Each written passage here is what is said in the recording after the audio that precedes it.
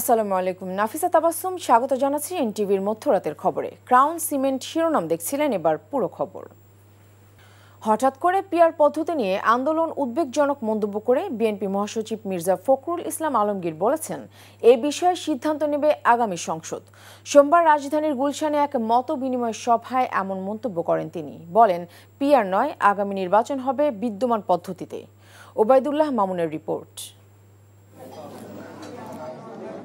সোমবার গুলশানে বিএনপি চেয়ারপারসনের রাজনৈতিক কার্যালয়ে সমাজ ও সম্প্রীতি নিয়ে খ্রিস্টান সম্প্রদায়ের সঙ্গে মত বিনিময়ে কথা বলেন বিএনপির মহাসচিব মির্জা ফখরুল ইসলাম আলমগীর।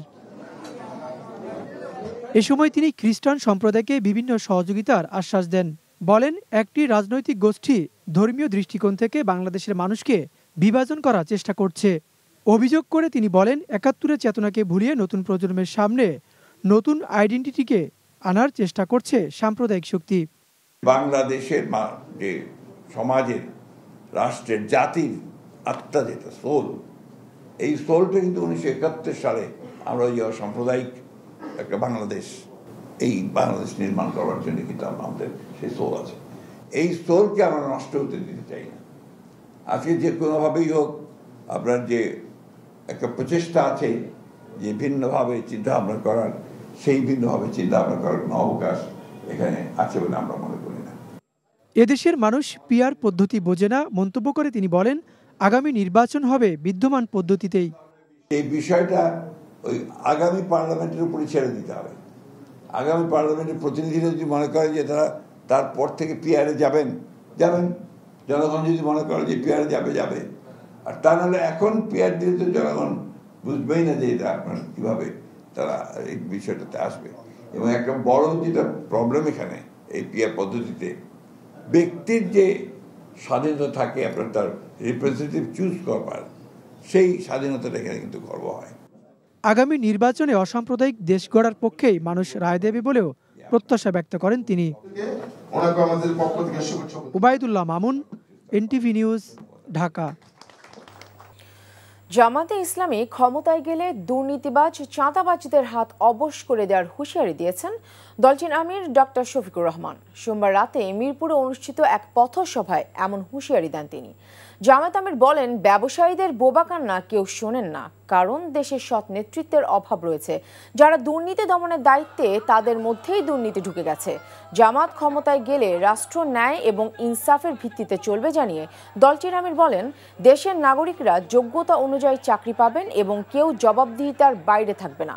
যারা অপকর্মে লিপ্ত হবে তাদের বিচারের কাঠগড়ায় দাঁড় করানো হবে। বিচার বিভাগ দেখবে না কে রাষ্ট্রপতি, কে প্রধানমন্ত্রী। দুর্নীতি নেই কোথায়, ঘর থেকে বের হলেই দুর্নীতি শুরু হয়ে যায়। আপনি যেখানে যাবেন সেখানে দুর্নীতি, সেখানেই চাঁদাবাজি। মানুষ অতিষ্ঠ।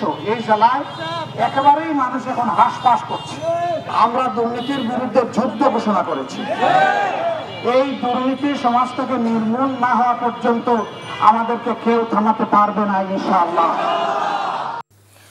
জাতীয় নির্বাচনে গুরুত্বপূর্ণ হয়ে উঠবে জেনজি প্রজন্ম ও নারী ভোটাররা।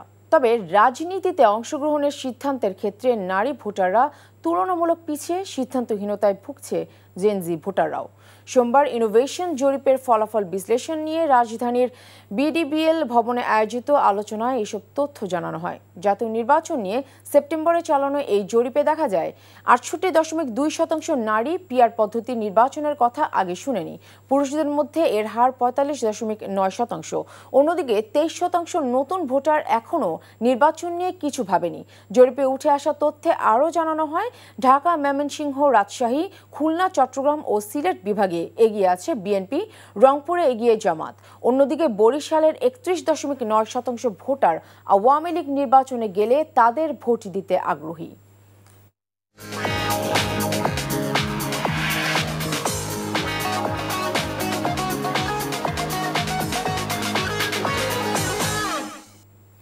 মার্কেন্টাইল ব্যাংক অর্থনীতির খবর।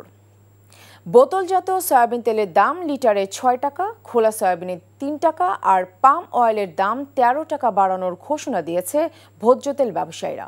Bangladesh vegetable oil refiners and Vanaspati manufacturers association থেকে পাঠানো সংবাদ বিজ্ঞপ্তিতে এ তথ্য জানানো হয়।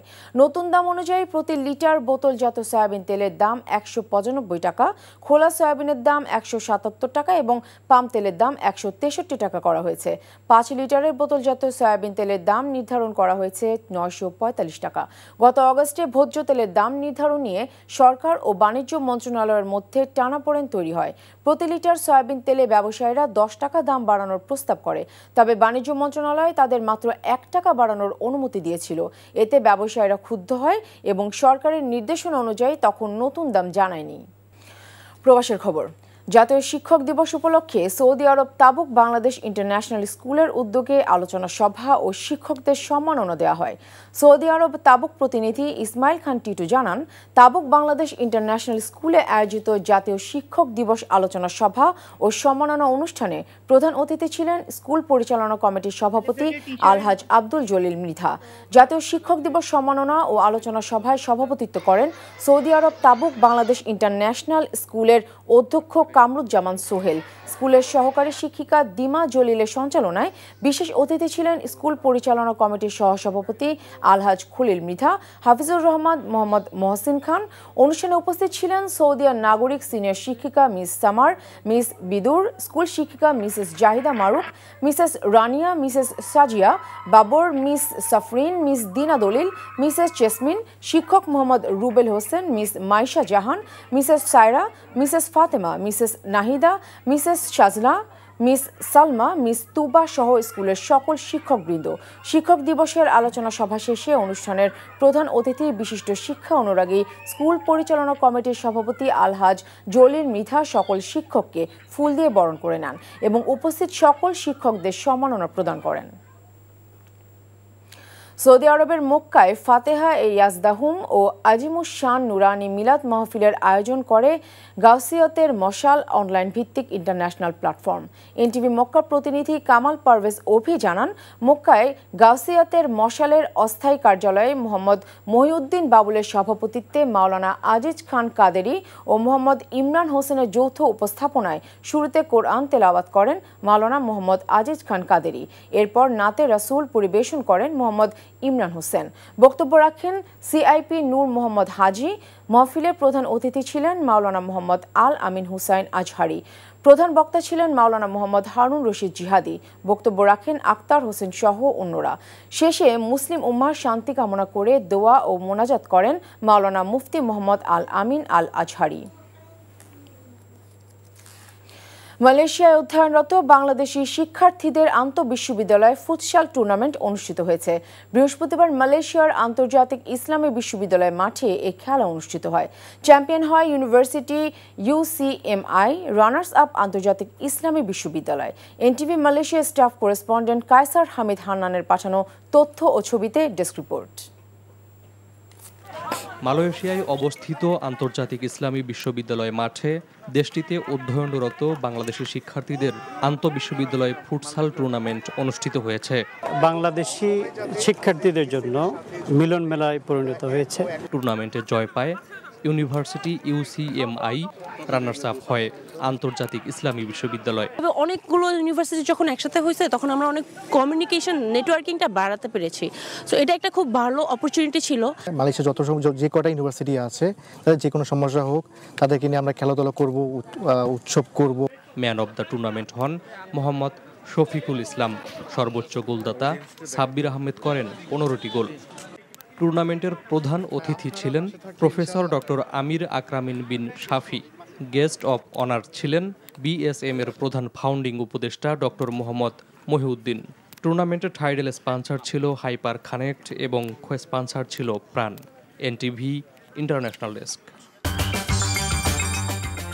এই ছিল মধ্যরাতের খবরে। এই খবরের ভিডিও সহ আপডেট জানতে ভিজিট করুন NTV অনলাইন www.ntvbd.com।